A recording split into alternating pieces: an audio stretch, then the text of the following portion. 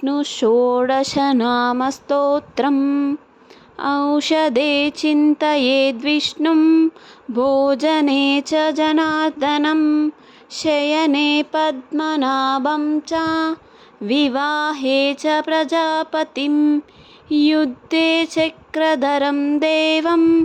प्रवासे च त्रिविक्रमं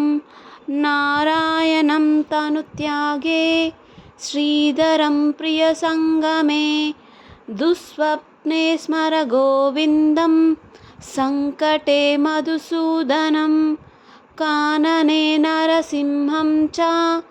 पावके जलशायिनं जलमध्ये वराहं च पर्वते रघुनन्दनं गमने वामनं चैव सर्वकार्येषु माधवम् षोडशैतानि नामानि प्रातरुत्थाय यः पठेत् सर्वपापविनिर्मुक्तो विष्णुलोके महीयते इति श्रीविष्णुषोडशनामस्तोत्रं सम्पूर्णम्।